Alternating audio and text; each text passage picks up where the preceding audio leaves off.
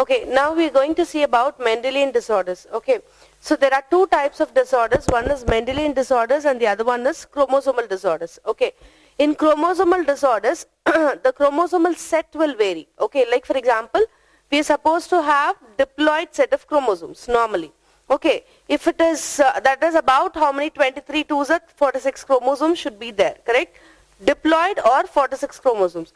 So if there are like more than 2 sets, 3 sets, 4 sets, or 46 plus 1, 46 minus 1, that will all come under your chromosomal disorders. But now what are we going to see is about the Mendelian disorders. So Mendelian, when I say Mendelian disorders, it means that the problem is there with the gene. Okay, see, the chromosome bears a lot of genes, correct? So here a gene is present or absent, or it is little problematic. Okay, whereas in chromosomal thing, the entire chromosome is present or absent. Okay, now Mendelian disorders, I told you the patterns and all, correct? That is autosomal recessive, autosomal dominant, sex-linked recessive, sex-linked dominant. All these are coming under your Mendelian disorders. Okay, now fine.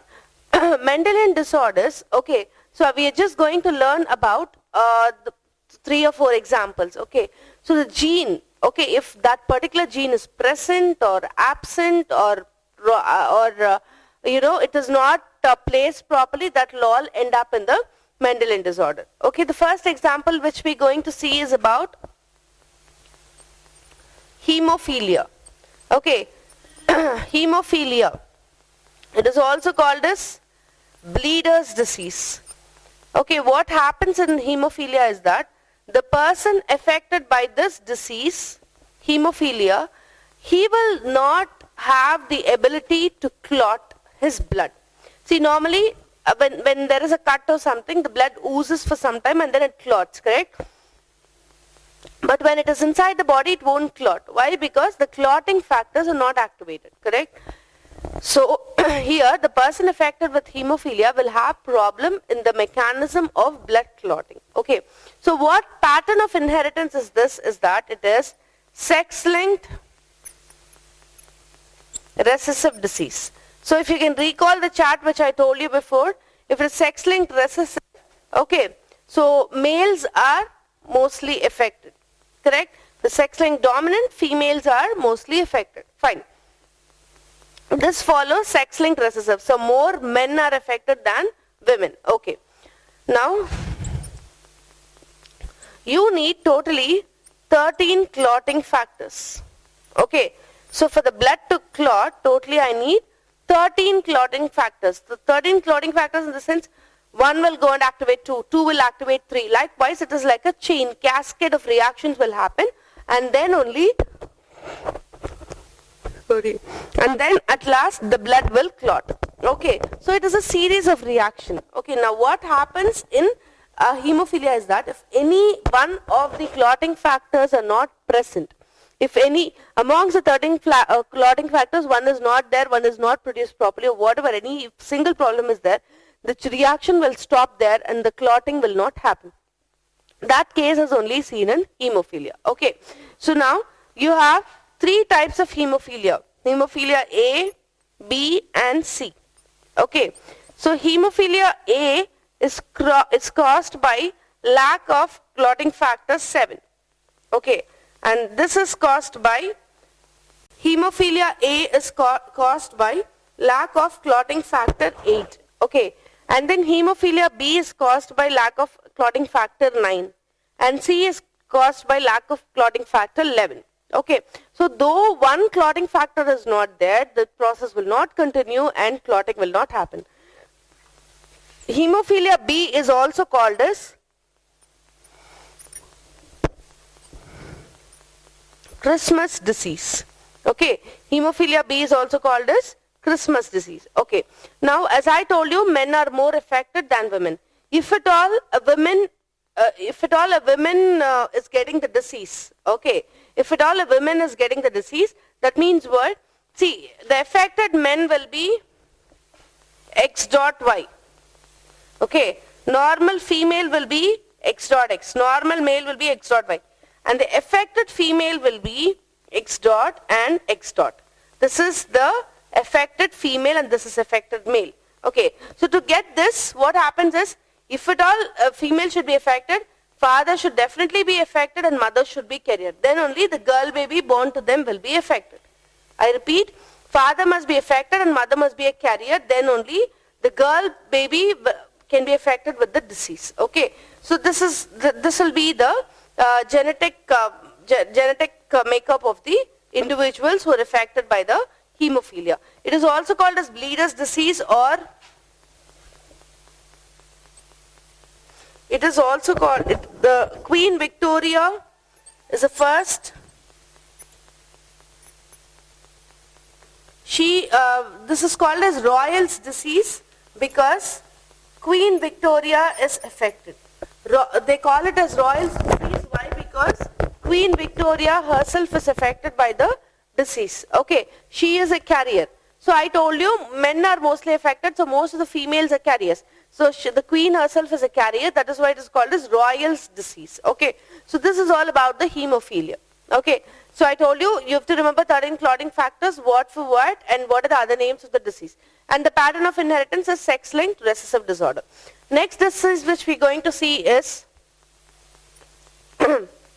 sickle cell anemia. Okay. Okay. So in the sickle cell anemia, what happens is that you have, see the genes, the hemoglobin shape itself is changed. Okay. Why? Because glutamic acid is replaced by valine. So instead of glutamic acid, this valine is coming in. Why? Because instead of GAG, GUG is coming. Okay. It should be GAG for glutamic acid. But because of the mutation, it has become A is replaced by U. So the amino acid got changed. Okay. So just one letter change resulted in the protein change, and that resulted in a disease itself. So what happens in sickle cell anemia is that the proteins which are responsible for the production of the structural framework of the hemoglobin is not properly produced. That is because of this point mutation. So now what happens is ultimately the hemoglobin will become sickle shape like this. It will be elongated and it will become sickle shape like this. So what happens is that because of this property, they will not be able to carry enough oxygen. Clear? Only if you have proper shape, only when you have the sickle, proper structure, only it will happen. But here the RBCs themselves are elongated because of the hemoglobin protein is not produced properly. So what happens? My RBCs instead of remaining as biconcave shape, they become elongated and sickle shape. So what happens? They cannot carry enough oxygen and they cannot serve the purpose. So that results in sickle cell anemia. Okay. Here the phenotypes are HBS is affected gene. HBS is affected. HBS and HBA. This is carrier. HBA not affected. Okay, so this clearly shows that it is a autosomal recessive disorder. Okay, so this is autosomal recessive disorder. Okay, so sickle cell anemia, the patient, if at all they are having the sickle cell anemia, they will not be affected by malaria because they don't have proper RBCs. Malarial parasites need RBCs to feed, right? So here there is no proper RBCs itself. So people affected by sickle cell anemia will not get malaria. Okay. This disorder which we are going to see is nothing but your phenylketonuria. Okay. So what happens in phenylketonuria is that in this disorder, in this phenylketonuria, the patient, okay, here also the amino acid is changed. This is also a autosomal recessive disorder. So autosomal recessive in the sense, what I mean is that it will not see if it is male or female. Both are equally affected. So it is a autosomal recessive disorder. Okay. Now what happens in phenylketonuria is that the amino acid, the enzyme which converts phenylalanine to tyrosine is absent. Okay. Phenylalanine should be converted into tyrosine. the factor which is the enzyme which is converting this to this is absent. Okay, so what happens is that phenylalanine starts accumulating more. Okay, and this will become phenyl pyruvic acid, which is a phenyl pyruvic acid. So this accumulation of phenyl pyruvic acid will end up in causing the mental disorder like mental instability, mental retardedness, etc. So this is a toxin. This is formed by the accumulation of phenylalanine. Phenylalanine should be converted to this, but it is not happening. So this is getting accumulated, and that is only resulting in the problem. Okay. Now phenyl pyruvic acid, what happens is that if it is getting accumulated, the patient will obviously have this mental retardedness. Okay, they'll not be stable, and toxin accumulations will be there. The joints will all start paining because of the accumulation of this toxic material. Okay, so this is what is, and the excess amount of this phenyl pyruvic acid is excreted in the urine. So their urine will be dark in color. Dark color urine because of the excretion of this particular toxin. Okay, so this is all about the phenylketonuria. Okay, the next disorder is your color blindness. We've seen some problems also. So color blindness is a sex-linked recessive disorder, similar to your hemophilia. So here also more men are affected than women. Okay. So more men are affected. So normally what happens in color blindness, the cone cells are affected. Okay, the protein responsible for the production of the cones are mainly affected here. So the vision which we have is the trichromatic vision. Trichromatic in the sense it is formed by the fusion of primary colors, that is nothing but red, blue and green. Okay, so when this particular pigments or cells which are responsible for the formation of this vision is affected, that will end up in color blindness. They will not be able to differentiate the color. Okay, and as I told you, this mostly affects men than the female. Okay, maximum color, problem happens with red and green. Blue color blindness is hardly seen. But red color blindness and green color blindness are common. Okay, the pigment, red pigment is called as protanopia, and green one is called as deuteranopia. Okay, so these pigments, if they're not, the protein, if that pigment protein, if it is not produced properly, that color blindness will happen. Clear? The last disorder, Mendelian disorder, is thalassemia. Thalassemia is also a hemoglobin related disorder. Here the RBC shape itself has changed. Okay, the structural framework has problem. Here the shape will remain normal, but the quality will not be proper. There should be 4 chains of hemoglobins. Okay, but 2 alpha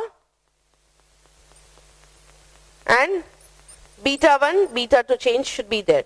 So there should be 4 units to make up a hemoglobin. So in that one unit will not be there. Okay. The chains alpha and beta chains are not properly aligned. So what happens is that the shape will be there, but the quality, one of the subunit will be missing. Clear? Here the shape itself is problem. Okay, the quality itself is not good, but here the externally it is good, but inside when you examine the quantity or the number of chains, it's not good. Okay, so thalassemia is also hemoglobin disorder. Okay, here what happens is that because of the lack of a side chain in the hemoglobin, oxygen carrying capacity by the hemoglobin is reduced drastically because the beta chains are not functional properly. Okay, beta chains is not formed properly. So oxygen, because hemoglobin is a basic unit to carry your oxygen, correct? So when that is affected, so obviously the oxygen carrying content will be less. Oxyhemoglobin percentage will also be reduced. Okay. Now, all these Mendelian disorders, not all, but most of them can be treated by gene therapy. Okay. So, gene therapy can be done. For example, here I don't have clotting factor 8. So, what I'll do, I'll find out the gene for the production of the clotting factor 8, and I will give that gene as a medicine to the person affected by the hemophilia A. What happens when I inject the gene? The protein will be produced and I can rectify the disease. Okay, so this is not there, let me give that gene. or I can give this proton as a treatment. Okay.